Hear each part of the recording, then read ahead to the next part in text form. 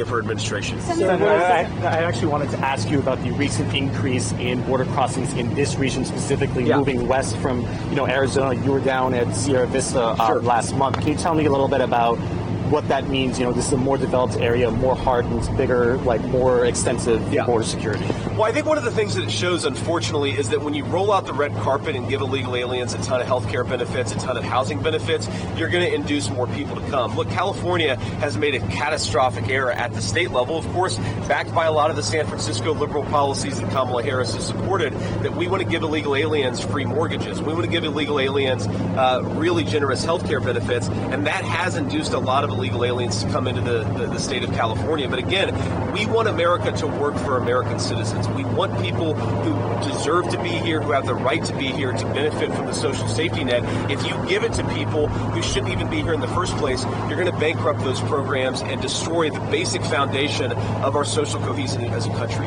Sir, would a second Trump administration reinstate its policy of separating families who cross the southern border illegally? Well, look, we have to.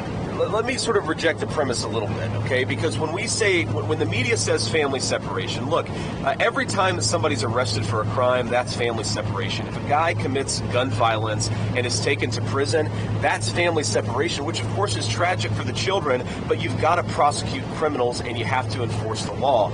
And under Kamala Harris's policies, we have over 300,000 children who are missing, many of whom have been trafficked or even sex trafficked by the Mexican drug cartels. The real family separation policy is when you don't enforce the border like Kamala Harris has refused to do, then you lead to hundreds of thousands of missing children. God forbid. I mean, I have 3 little kids myself.